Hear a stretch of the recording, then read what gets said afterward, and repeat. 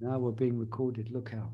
Namo Om Vishnu Bhattaya Krishna Pastaya Bhutale Shrimati Bhakti Vedanta Swami Namane Namaste Sarisati Devi Gauravani Pachaline Nivasisha Sunyavadi Pashtatarsadharine Jai Sri Krishna Chaitanya Prabhu Nityananda Shri Advaita Gadadhar Shivasari Gaura Bhaktivinoda Hare Krishna Krishna Krishna Hare Hare Hare Rama, Rama Rama, Hare Hare. All right, we're continuing to read. What's the subject we've been speaking on the last few weeks? Separation. Separation, Rupalamba. And specifically chapter 36, it's called The Perfection of Separation. Okay. And Maharaj is now speaking on the famous verse. You could say it's a ornamental verse that's well known to Vaishnavas. And by learning this verse and repeating this verse, we can get an insight into the feelings of separation that Radharani feels for Krishna. That's quite a big thing to say. We can get an insight into that. And spoken by Madhavendra Puri. Yeah, this is the verse he was repeating when he was leaving the world. Yeah, it's this verse. Ai dina dayato nada he. I should know. Matura nada kabra loksha twat hitayantat lokakataram dayati pramiti kim karo meham. I have to revisit this verse to relearn it. Translation is, "O my Lord, O most merciful Master, O Master of Mathura, when shall I see you again? Because of my not seeing you, my agitated heart has become unsteady. O most beloved one, what shall I do now?" Okay, so then we've been reading a little bit about that. And Maharaj is continuing on page 722, Navachandravali. Page. Right, 72. Yeah. Okay.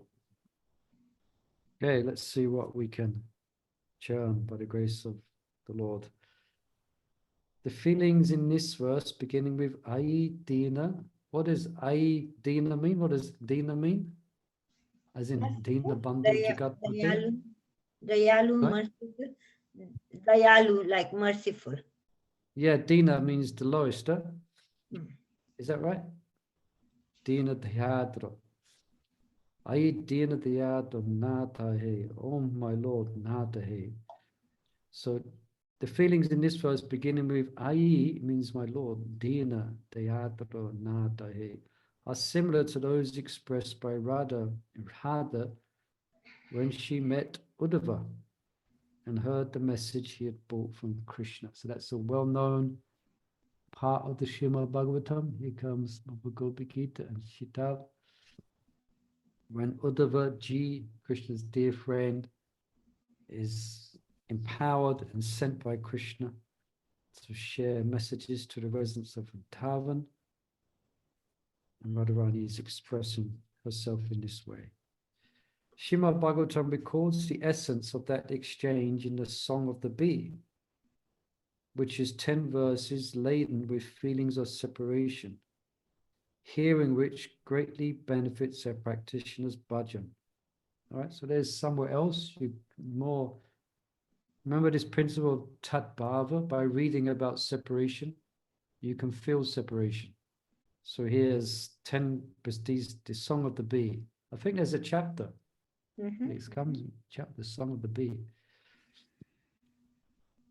Those verses recount extreme pronouncements of separation, in which Radha rambles on to a bumblebee, whom she presumes to be a messenger from Mathura Krishna. The verses correspond to 10 kinds of impulsive speech, which range from derogatory to respectful, while they are symptomatic of Radha's unique Mahabhav, their underlying feelings of separation are nourishment for the receptive devotee. Yeah. So generally people who speak to bees and trees, they're considered to be mad, isn't it? Yeah. Well, can I say something quick? Can I jump? Yes, I was yes. reading somewhere, and Nam Samkirtan Prabhu told me also that Madhu Mangal once transformed in a bumblebee. And he went to Radharani's face, and Krishna was keep telling him off to go away from there. Yeah, there's a pastime that's showing prema by chicha. And yeah, it's a little bit different than that, but you've got the essence of it. We won't go through the whole pastime, but yeah, Madhu Mangal chases away a bee. And he says, Madhu Sudan is gone. And that happens, that's the name of a bee, Madhu. And Radharani thought that Krishna had gone, although Krishna was sitting right by her side. And she went into ecstasy of feeling separation, although Krishna was right there. Prema Vaichicha, it's called. That's a unique type of separation where one feels separation from the lover, even though the lover is present. Yeah, there's another separation, which is called Purvarag. Anyone remember what that is? We discussed that. Is it after separation? No, it's Like mother Or is separation. that the one that's child. before? Mother Yes. separates the child. no. As everybody got it right. It's you're feeling separation, or you're feeling attraction, and therefore separation even before you've met. Yeah.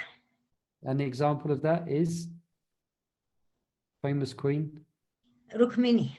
Rukmini. Yeah, so this Purvarag, where she is feeling so much separation from Krishna, but she never met him. She'd only heard of him. And Maharaj speaks and Acharyas speak that's what we have in common with Rukmini. We have yet to meet Krishna. Yeah.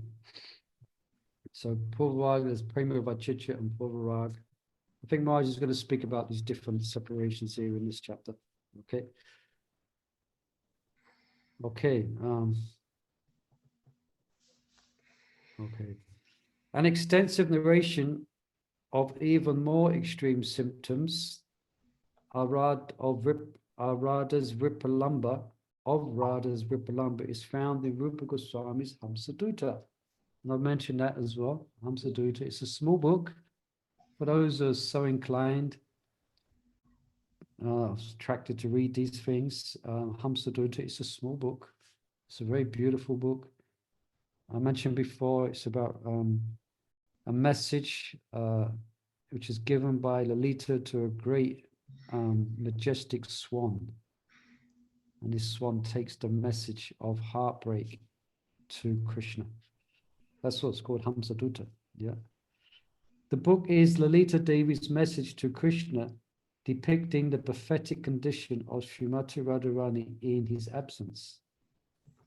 The author describes extraordinary declarations of Ripalamba, which will leave the reader in awe of the apparently destructive power of divine love. Right? Sometimes Radha thinks she is Krishna. Sometimes she embraces his picture. Sometimes she repeatedly collapses. Sometimes her life heirs seem to have departed. That obviously causes the Manjaris and the Sakis to go into great transcendental despair and anxiety. Yeah. And it seems like Radharani may be leaving, maybe dying. The narrative recounts dozens of devastating events of Radha's forlorn condition and how Lalita plays on Krishna's intolerance of his devotees' suffering. And yet the book does not conclude with Krishna's return. Its purpose is to further inflame Krishna's feelings of estrangement from his true love, and in the process to share with the reader his untold reaction to Radha's laid-bare suffering. The relentless instances of her ecstatic symptoms wear away any mundane conception a reader may have of Ripalamba Seva and jars him into appreciating the confidential truths of love of God. Right, so that's quite a good advertisement for this book, Hamsadutta. Now, for those who are so inclined, there's a website. It's called, well, we all know the Desire Tree, the Chowpatty, the ISKCON Desire Tree. There's a section there where it's got all these books, most of them, and you can just download them. Yeah. If you have permission from your guru. Okay, to read them. One of the introductory verses describe Radha's extreme anxiety in which her thoughts alternate between dying and living. So Marge quotes now from the book. First she thinks, I can no longer tolerate the suffering that Krishna's departure causes me, and so I shall give up my body. That will surely oblige Krishna to return to see me. Right. Then she has second thoughts. But hearing of my death will be a shock to him and cause Krishna unhappiness. And then she concludes, I cannot cause distress to my beloved, therefore I shall not die. Unquote. Radha's suffering in Krishna's absence is then expressed by Rupa Goswami in this way. I'll just read the translation. Just check which book this is from. It doesn't say immediately. Let's go to 10. This is, it's from Hamsadutta. Yeah, absolutely. I thought the book was, I read it, but it was No. like a bit poetic. Oh, you read it, yeah? Yeah, Yeah. it's quite poetic. It's Yeah, poetic. it's beautiful. It's written by Rupa Goswami. It's very poetic, yeah. A devotee is a poet. It's one of the symptoms of a devotee. Yeah, the book is by Rupa Goswami. So, at the request of Akrura, quote, at the request of Akrura, Krishna and Balaram left the house of Nanda Maharaj for Mathura. At that time, Srimati Radharani's mind was disrupted, and she became almost mad because of extreme separation from Krishna. She experienced great mental pain and agitation, which caused her to drown in mental speculation in the river of anxiety. Okay, unquote. The literary works of great authors like Vyas and Rupa almost always describe the visible external symptoms of loving separation. Only occasionally do they refer to the internal experience of Ripalamba, which Vaishnavas revere as most extraordinary bliss that cloaks itself in symptoms of suffering. At times when he collapses unconscious, we read of Chaitanya Mahaprabhu becoming an assistant to the gopis who pick flowers for the divine couple. Yes, so he thinking himself as a manjari. Yeah, this is from Chaitanya Charitamrita. It's described. Or watches Krishna and the gopis in the water fights. At other times, while desperately searching for Krishna, Chaitanya Mahaprabhu encounters him, only to again lose sight of him. While narrations of internal transformations are infrequent, devotees are constantly reminded that the experience that they do afford is a bliss to which even the happiness of meeting with Krishna cannot compare. Right? So, more bliss in being separated from Krishna than there is apparently in meeting him. That bliss is so extraordinary that the conventional and relative passive symptoms of happiness like smiling are not representative. And so Ripalamba Seva finds its expression in the contrary and extreme symptoms usually associated with suffering. Right? But it is all bliss. Any comments, please feel free. It's so difficult to understand. It's suffering, but it's all bliss. Yeah. If you Is just that try and because the suffering? Sorry, is that because the suffering we are experiencing actually it's bliss, but we don't understand that actually it's bliss? Well, we can't. It's best, perhaps we don't have full experience of it. At the moment, we're just hearing about it. But the overlying principle is that it's a different, I've mentioned this before, it's a different flavor of transcendental ecstasy. But it's bliss nonetheless, because everything in connection to Krishna is blissful. Wherever it's meeting or separation, it's all about Krishna. And that's why generally it's said there's a verse that describes when one is feeling separation, or Radharani, when one is feeling separation from Krishna, they see Krishna everywhere. It's such a strong emotion that everywhere they look, they see manifestations of things that reminds them of their beloved Krishna. So, yeah, so it looks like suffering. That's why it is, Madhavendra Puri, he was saying this first, Ayidina Dayata Nada Hey, just at the time when he was leaving his body. And who was that foolish disciple? What is his name? Who somehow or another, he was always disciple of Madhavendra Puri. He wasn't a very, I could say, astute disciple, because he was a Pramavadi. He was impersonalist. And so he then gave instructions to his guru. Oh, Guru Maharaj, why are you in so much distress? Why don't you just think of Brahman? And his guru, because externally looks like he's in distress. So Madhavendra Puri kind of cursed him. Get out, if I die looking at your face, I don't know what will be my destination. Wow, what a thing for the guru to tell his disciple just before he leaves the world. Get out, I don't want to see your face again. Ooh. And he became a great aparadi. Ramachandra Puri. Yeah. Then he was criticizing Lord Chaitanya for eating too much. Too much.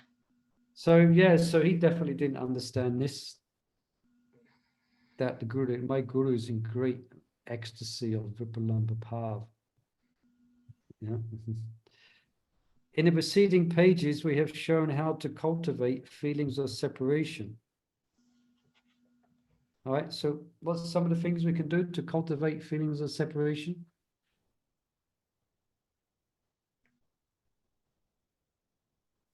Read about them. Read the pastimes. Yeah, read about it. There's more, no? Associate with devotees. You can't go wrong with that answer. But yeah, basically hearing about it, reading about it, and meditating upon it. Yeah. Practicing devotees must be knowledgeable in the concept of bhava seva. Right? Anyone know what's a bhava seva? Service, love of service, to understand the levels of this. We have Chesta Seva, Chesta Rupa, that's the service done with our senses, But then there's the inner mood, the inner world, the emotional aspect of a devotee. So Bhava Seva, so serving the Lord with our emotions, even as sadhakas, trying to feel, trying to develop this mood of separation. So devotees must be knowledgeable in the concepts of bhava seva and how to wed bhava to chesta. So that means your service, how to wed it, that emotion, and invest it in your service. In the determinations they make in sadhana. Okay. While feelings of separation are generally spoken of as feelings of separation from Krishna, they are not exclusively so. Okay, Rupa Goswami encourages the sadhaka to become a Vraja Jana Nuga. That's Janamo Rupi Charidadi Sukirtanano. So Maharaj is quoting from the 8th verse of Nectar of Instruction here. So Janunuga, that means you're following or a follower of a role model of a Rajrasi. Okay. As a devotee becomes attracted to an associate of Krishna, he naturally feels distant from them. Moreover, any devotee who hears regularly will become attached to the Rajrasis like Madhya Soda, Shubhal, and Vrindadevi, and of course to Vrindavan itself. And until he is re-established in his constitutional position, a devotee will taste increasingly intense sentiments of Ripalamba, which will significantly contribute to his purification and qualification. Okay, so one's feeling separation from Madhya Soda, from Vrindadevi, Shubhal, Rati Manjari, yeah, Lalita, Vishaka. That's what we see in the prayers of Narottam Das Thakur, isn't it? Yes, so. In his Utkalika Valari, this is another beautiful, heartfelt poem by Rupa Goswami. In his Utkalika Valari, Rupa Goswami calls out to Shubhal, Lalita, Vishaka, Vrindadevi, and the residents of Raj in general. That same mood is reflected in Raghunath Das Goswami's Raja Vilasa Stava, where the author entreats the birds, cows, Govardhan Hill, along with both well-known and lesser well-known Rajrasis. Yeah, that's an interesting. It's a beautiful poem, small book, because Raghunath Das Goswami goes through all the residents, all the village of Raj, the grandmothers, the carpenters, the gardeners, the cows, everything. He's offering prayers to all the different residents of Raj. And he's praying to them. That's Raja Vilasa Stava. Yeah, as he says, along with both well-known and less known Rajrasis. Yeah, all the relatives, the first relatives of Krishna, and then the grandfather, Krishna's grandmother, Krishna's grandfather. He's praying to them. Okay. In his books of songs, Gita Mala, Bhaktivinoda Thakur instructs us to entreat all the residents of Vrindavan in this way. So there's a verse here, quote, "When will I be so fortunate to serve Radha's 2 lotus feet, O people of Raj? When will you shower me with your mercy and take me with you to the forest of Raj?" Unquote. While Srimad Bhagavatam exemplifies separation from Krishna, and while Chaitanya Mahaprabhu personified it, there is another related separation, which has been the personal trait of our acharyas. Right? We're going to hear about another particular type of separation now. That's separation from who? Radha. Radha, yes, correct. It is significant that in the light of the voice of both Srimad Bhagavatam and Chaitanya Mahaprabhu, our acharyas emphasize on Ripalamba Seva takes an apparently different perspective. And the perspective of separation from service to Radha is pervasive, dominant, and prolific through the centuries, from Rupa Goswami to Bhaktivinoda Thakur. And while Bhaktisiddhanta Saraswati Thakur and Srila Prabhupada did not write explicit prayers or books in pursuance of service to Radha, they certainly elaborated on the principle. Yeah, Rupa Goswami writes, Jiva Goswami writes, Srila Prabhupada writes, quote, checking how many pages in this chapter.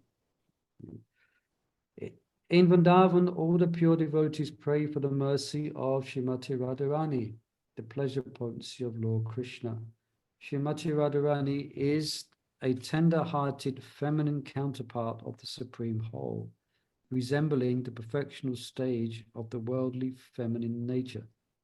Therefore, the mercy of Radharani is available very readily to sincere devotees. And once she recommends such a devotee to Lord Krishna, the Lord at once accepts the devotee's admittance into his association.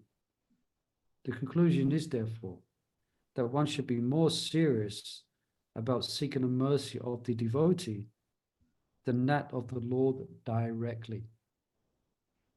Something to meditate upon. We should be more serious about the seeking the mercy of the devotee, could be the Guru as well, than that of the Lord directly. And by one's doing so, by the goodwill of the devotee, the natural attraction for the service of the Lord will be revived. Okay? So Radharani, described here,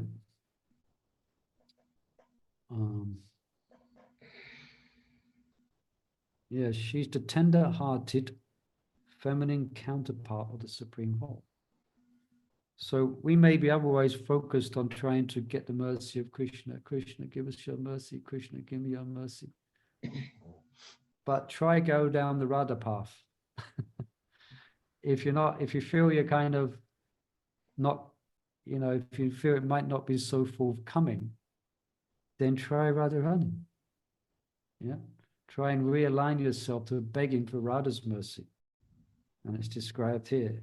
She's more soft-hearted. Yeah, she's the feminine counterpart. Yeah. And she's ready, yeah, to give mercy to the devotees. Yeah. Any questions or comments for that? Obviously, I'm just looking at devotees here. I mean, all devotees have been practicing Krishna consciousness for many years. So I think it's appropriate we can discuss like this. Generally, this type of discussion, reading, you generally wouldn't have with devotees for just 2 or 3 years, something like that, or 4 years.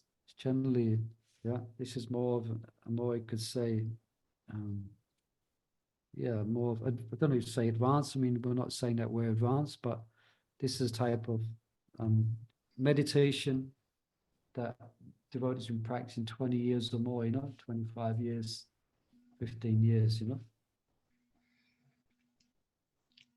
Right, any comments, questions? I was thinking too, like you were saying about go for Radharani's mercy. I was also thinking, yeah, yeah, but I was thinking that like for like day-to-day things, like we should be caring for the devotees you doing services with as well. Try and please them, try and do things, Yeah. They develop that mood to, Yeah, it's a good point. Let's not forget not just go to Radharani, like go through devotees that we have, yeah, seeking their mercy, seeking their grace, and seeking their blessings, Yeah, very good point, Chandravali. Yeah. Even, like we have like Prabhu. Yeah. Go on. Okay. Nitai Mata, you had? No, mother, after you. Go on, Chandravali. After finish. you.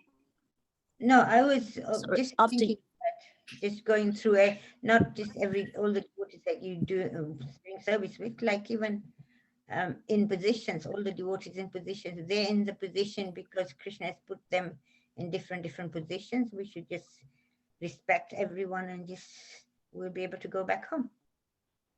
Yes, it's as simple as that. Hare Krishna. Yes, Nitai Hmm. Mata. Okay, she's gone. Nitai Mata. Yeah, Prabhu, I was thinking of, hear me, Prabhu. I can hear you, just faded out there at the end. Can everyone hear me? Yes. Yes. Nitai Gaura's mercy. Hmm. If we look at Nitai Gaura, so I think all completed because Gaura is also a mood of, it's a Srimati Radharani's mood, and also Lord is teaching us how to behave and what to do, everything. So it's like all covered if you go for Nitai Gaura mercy and chanting. Yes, Nitai Mato is a disciple of Jayapataka Maharaj. He's a Gahoda Bhakta. Yeah, that's a whole other dimension which we have discussed. So let's not forget that. Yeah. Golda, as Maharaj mentioned, he is the persona. He is, how did he describe it? He is the Ishtadev of Ripalamba Bhav. Yeah, and he's teaching us how to feel separation. So that's why Lord Chaitanya's pastimes are completely soaked and entwined in feeling great feelings of separation from, in the mood of Radha for Krishna. Yeah. Thank you for reminding us. Yeah, but also isn't Chaitanya Mahaprabhu teaching us to develop that Radha mood, to go towards Radha and Krishna? Yeah, he is. That's what he's come to give. Yes. Yeah. Utvala. He's come to give this love. Yeah. Napita chiram chirat. Yeah. So he's coming to give, he's coming to teach this love.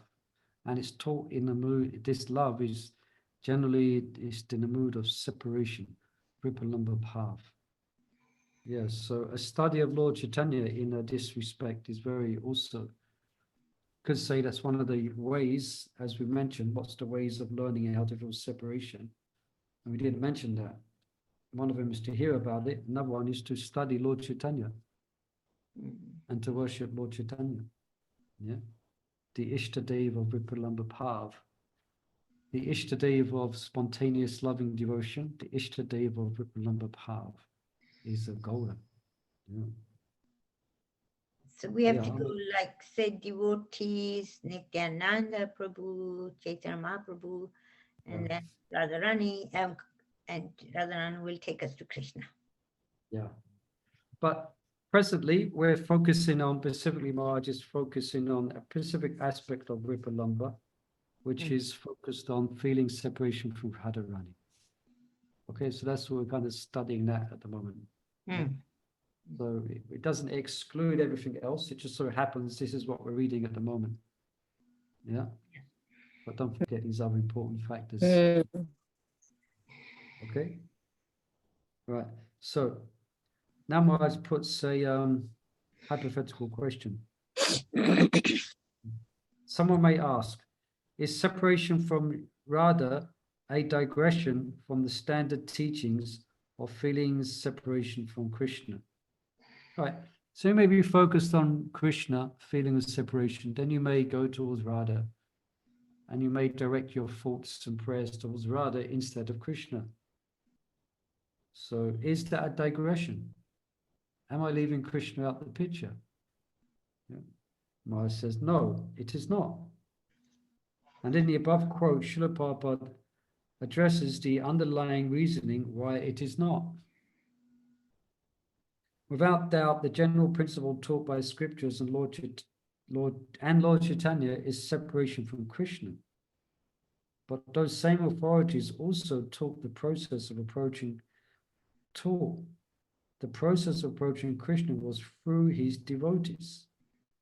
There is no precedent, that means there's no previous evidence of it.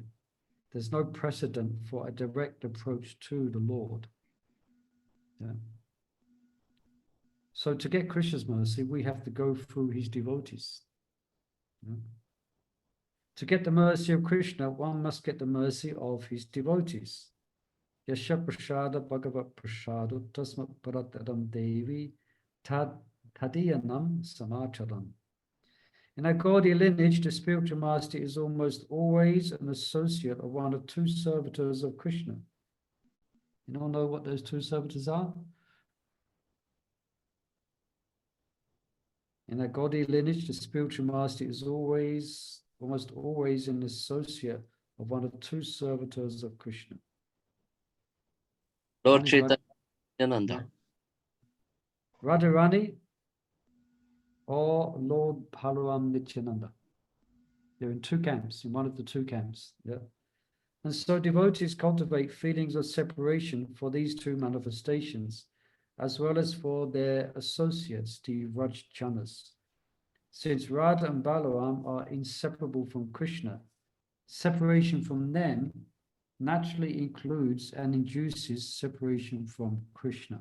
Right? So as you develop your feelings of separation from Radha, that will naturally include separations for Krishna. Yeah. Moreover, we should consider that Srimati Radharani is but the personification of Krishna's pleasure potency. What's that called in Sanskrit? Ladini Shakti. Ladini Shakti, yeah. So in one sense, she is also Krishna. Therefore, attachment to her naturally and spontaneously includes attachment to Krishna.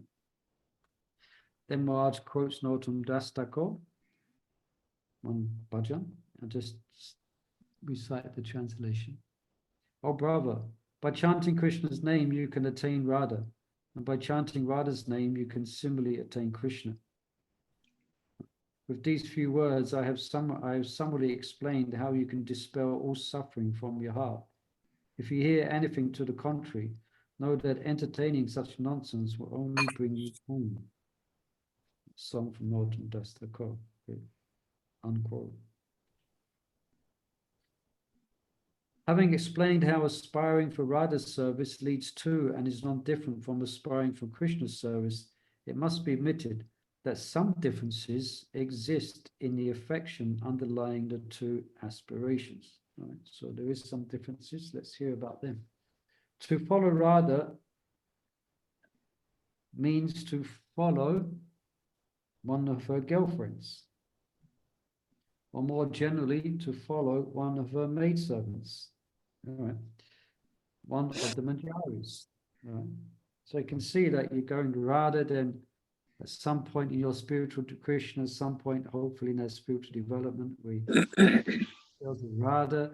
Then as we take that very seriously, then we go even a more, you can say, we choose a path which is more accessible. And that's Radharani's maidservants. That's the manjaris. So when, a devotee awakens spontaneous attraction to a gopi like Rupa Manjari or Rati Manjari, will be more inclined to Radha, than Krishna. Right? That's because Rupa and Rati Manjaris are more inclined to Radha than they are Krishna. Yeah. Now there's some gopis, then they're attracted, they have equal attraction to Radha and Krishna. Some gopis and manjaris have attraction to Krishna more than Radha. But specifically, our line is, as Rupa Goswami, Rupa Nugas, is that they have more attraction to Radha than to Krishna. So by following them, you develop that similar attraction. Their attraction and eventual love is known as Radha Shnehadika. This means attraction, Shneha, that is slightly greater adhika for Radha than for Krishna. There will be other gopis whose attraction for Krishna is slightly greater than that for Radha, which is known as Krishna Shnehadika. Then there are those who are whose attraction to the divine couple is equal. So I just mentioned just Radha Krishna, Sama Shneha. So similar affection, Sama Shneha. Of the many wonderful books, songs, and commentaries written about worship of Radha in separation, Raghunath Das Goswami's one book called this book, Vilapa Kushmanjali. His Holiness Shiram Swami. Yeah. Of the many wonderful songs and commentaries written about worship of Sri Radha in separation, Raghunath Das Goswami's Vilapa Kushmanjali is a particular favorite of devotees. The reason is that it embodies the ideal mood of service of a Raganuga sadhaka. Okay. So a Raganuga sadhaka is not a state of perfection. It's a sadhaka. One is practicing to develop the moods of the residents of Vrindavan. Raganuga sadhaka. Yeah. So the reason is that it embodies the ideal mood of service of a Raganuga sadhaka, aspiring for the mood of a maidservant. Rupa Goswami explained the principles of mellows, a duty that was entrusted to him by Chaitanya Mahaprabhu. So Rupa Goswami's explained the basic principles of mellows. However, it was his follower, Raghunath Das Goswami, who taught how an aspirant can enter these mellows by following the guidelines he had learned from Damodar Goswami while in Puri. Of the writings of Das Goswami, that's Raghunath Das Goswami, Vilapa Kusmanjali is particularly useful in that regard. Vajivilas Stava, that's by Raghunath Das Goswami, did I get that right? Yeah. Is helpful for cultivating attraction to the residents of Braj. And Vishakanandhada Stotram guides advanced devotees in meditating on Krishna's Astakalya Leela. Okay, so what you read about, what you hear about, you'll become attracted to. Okay. A sample of Das Goswami's poetry that nurtures separation from Srimati Radharani is this often quoted verse. Okay, now quote. "O Radha, please know that I am yours alone, and cannot live without you a moment longer. Knowing this, how can you hesitate to bring me to the shelter of your lotus feet?" So that's from Vilapa Kusmanjali, okay? Unquote. By embracing verses like this while chanting Harinam, a devotee tastes the moods of separation from Radha and nurtures affection for the divine couple. Okay, so next time we're on Harinam, the streets of London, we're so attracted. So we're in the temple chanting japa or in a great kirtan. We're supposed to be thinking like it, you know, not just be, you know, it's not just a pantomime. We're supposed to be thinking of Krishna, chanting Krishna's name in kirtan. So some devotees will think like this, you know, that the kirtan of the devotees, they will think, they will meditate upon these things, you know. Okay, we conclude on the topic of how to cultivate feelings of separation from Krishna by discussing how such cultivation removes obstacles on the path of a sadhaka's progress and thus contributes to his purification. This is sadhaka. We're speaking about a practitioner's sadhana. Okay. In earlier parts of the book, obstacles to devotion have been examined as being the unwanted habits caused by past karma and offenses. Past karma means pious and sinful activities, whereas offenses means offenses to bhakti and to the holy names. Nam Sankirtan, imbued with feelings of separation, is effective in freeing a practitioner from all resultant reactions and habits, albeit in proportion to the severity of the cause. Okay. Any questions or comments? Hare Krishna Prabhu, I want to ask you, you said about Narottama Das Thakur's, I'm reading only the English. Can I know which is the bhajan, Prabhu? It's something before. Maharaj Narottama Das Thakur's, I can't. Which bhajan is, Prabhu? I think, let's look. 14. Prema Bhakti Sri Prema Bhakti Chandrika. 9:10. Sri Prema Bhakti Chandrika. Okay? Prema Bhakti Chandrika. Okay. Prema Bhakti Chandrika. Thank you, Prabhu. No problem. I'm just moving some pages. Okay.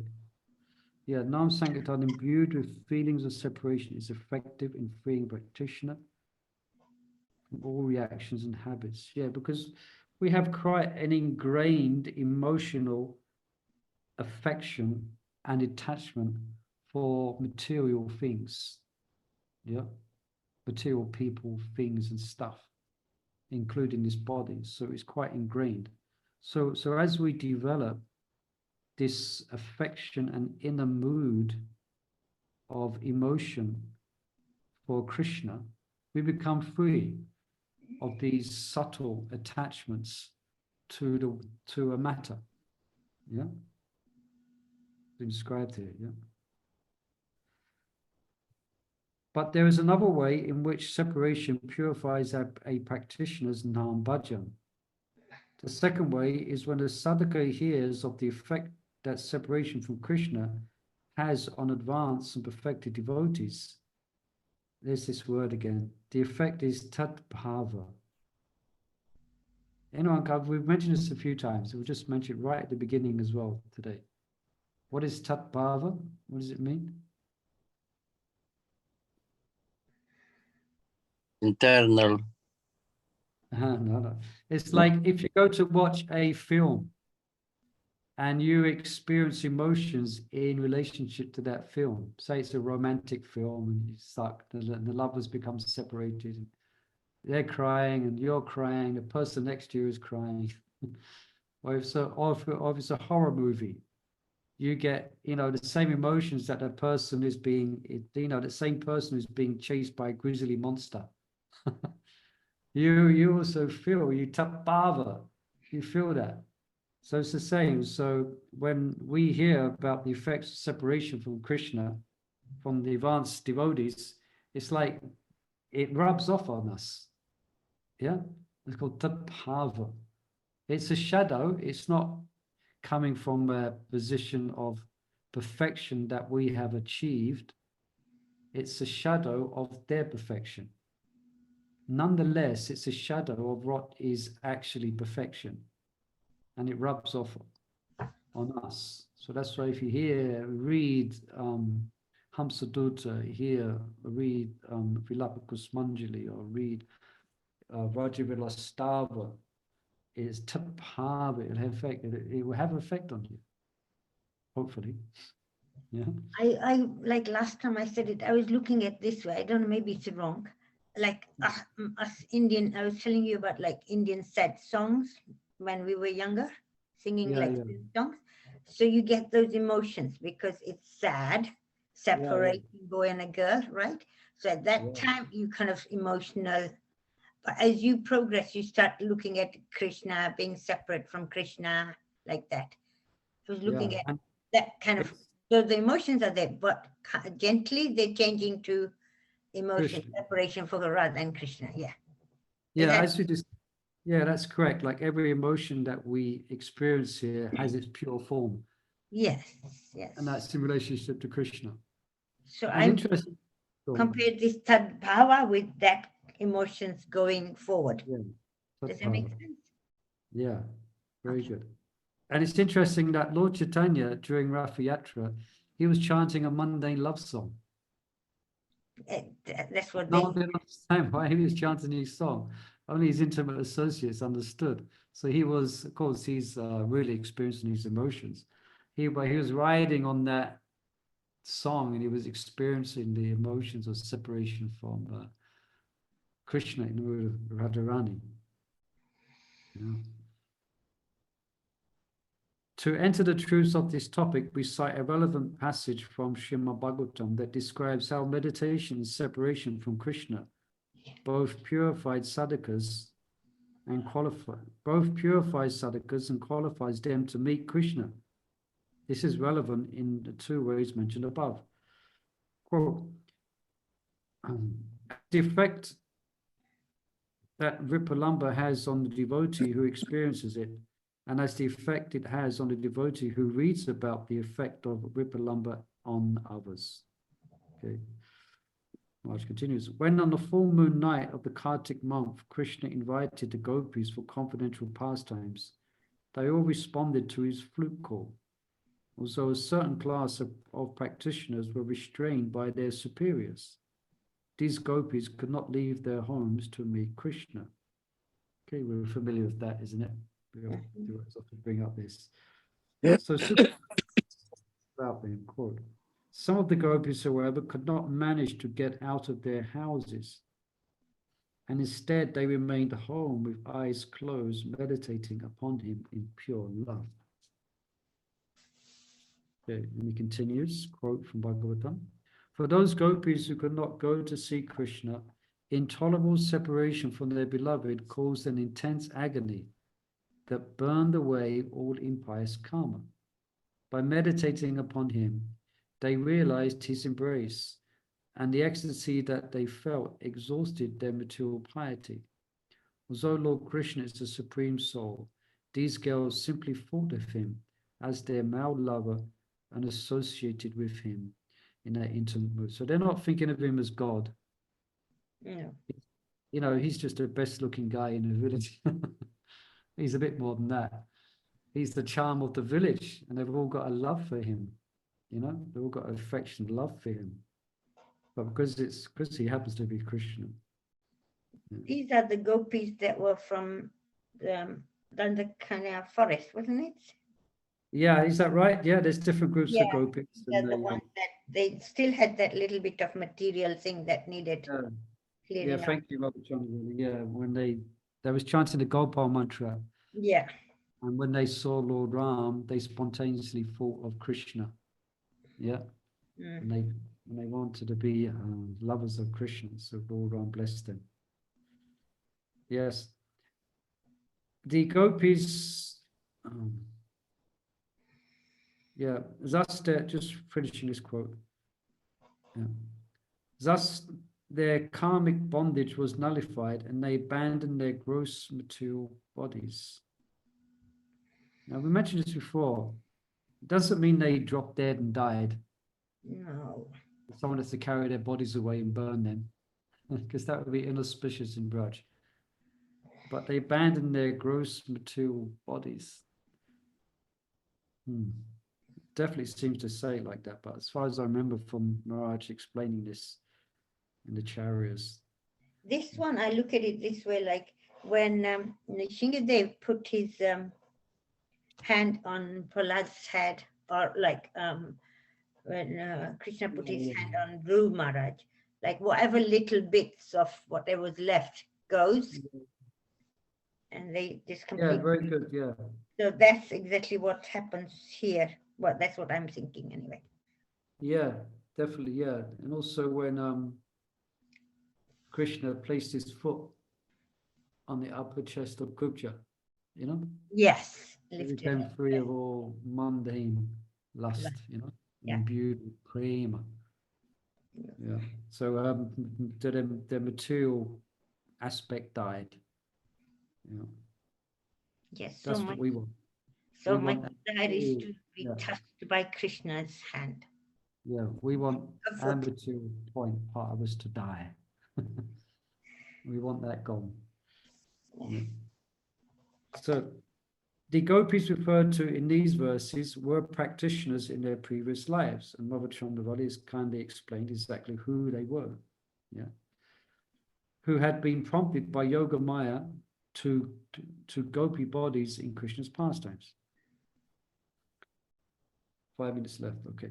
As sadhakas, they had attained the stages of ecstatic devotion, that's known as bhava, with the notable exception of those who had only attained a shakti. Because these girls were unable to associate with the eternally liberated gopis, they had not come to the stage of prema, nor awoken to purvarag. So what's purvarag again? Let somebody else say it. Purvarag, attentive listeners, we mentioned it in our reading today. Prema Vaichitya is one type of separation, purvarag.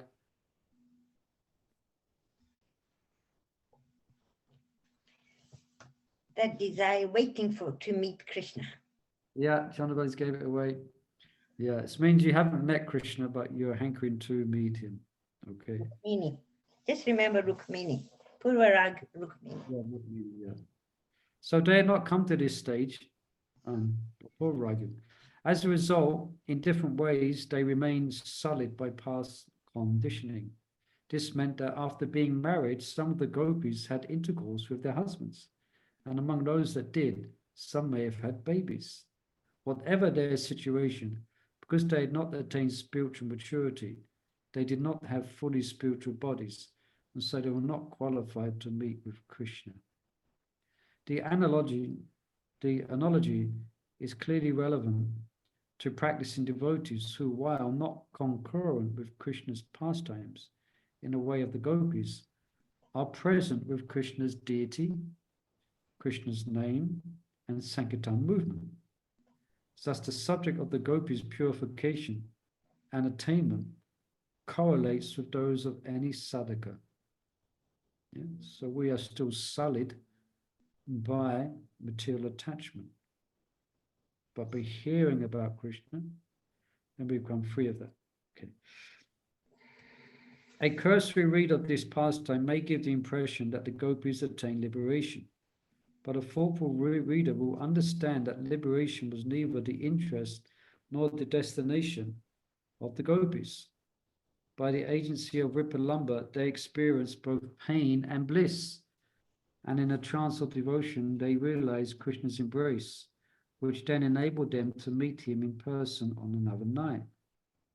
The use of the word bandhanaha, meaning karmic bondage, should be clarified. The gopis did not take birth in Krishna's pastime as a product of their karma. No pious activity other than pure devotion qualifies anyone for such an attainment.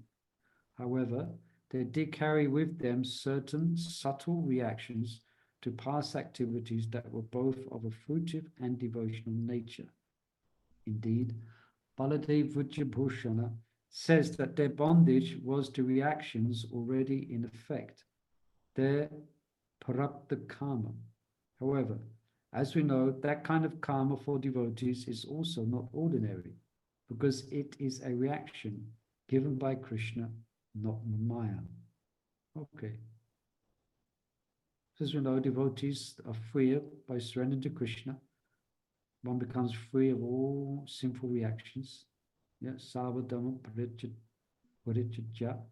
But we still have to go through what's known as prarabdha karma. We get diseases or, the natural effect of being in a material world. But it's said here that that's not karma, that's arranged by Krishna. That's Krishna's direct arrangement for us. Yeah. Otherwise known as prarabdha karma for a materialist. Yeah. However, as you know, that kind of karma for devotees is also not ordinary, because it is a reaction given by Krishna, not Maya. Like the other girls of Raj, these gopis also heard the flute and were inspired to go to Krishna. Yet up until this time, they had neither met him nor endeavored to do so. It's interesting. They've not met him, nor had they tried to do so before. But now they just heard the flute and they become attracted, but they can't leave. They can't.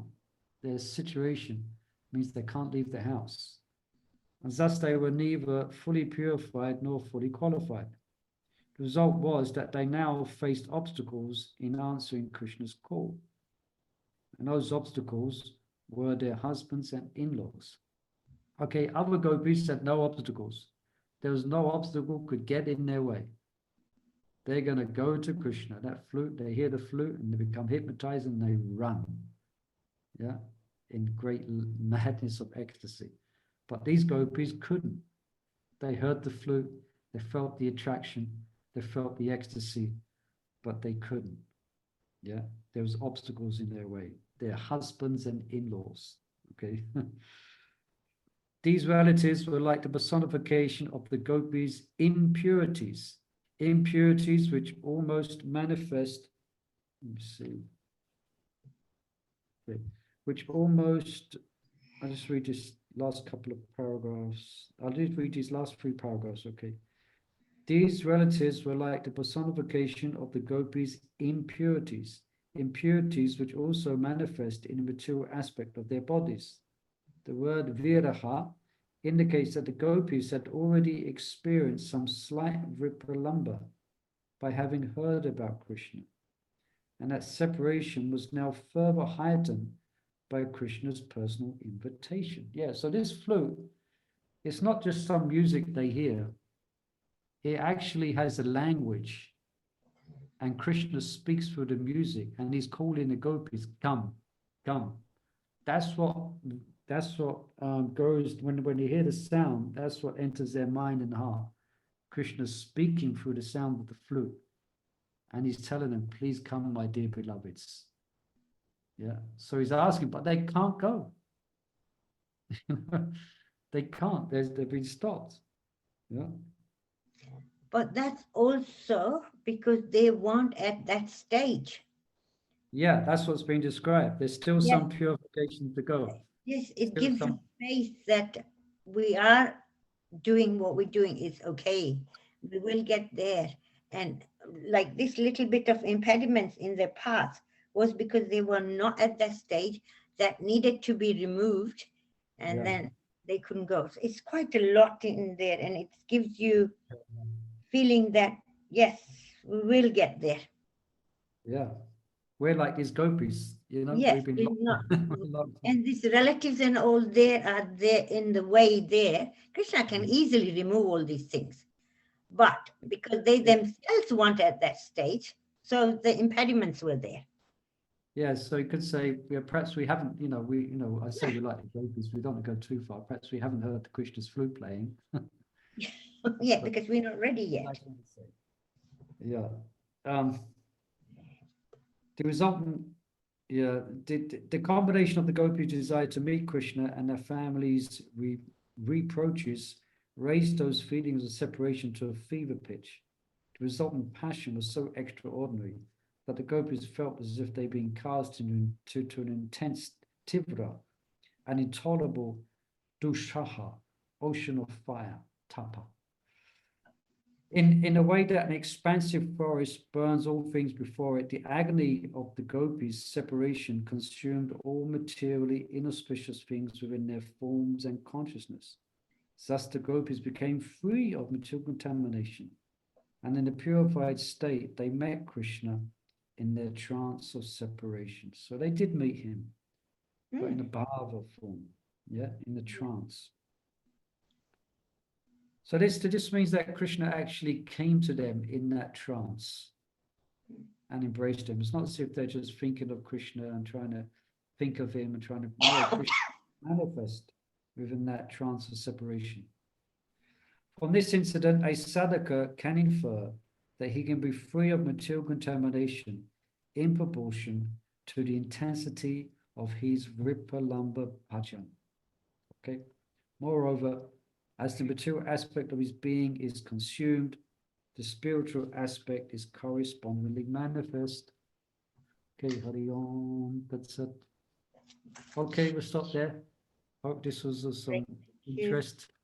Wonderful to at least hear these things and try to understand them. Okay, everyone, thank you for joining us. We've gone over 5 minutes. Please excuse me. And please join us Wednesday. Okay. Thank you. Thank you, Holy Prabhu.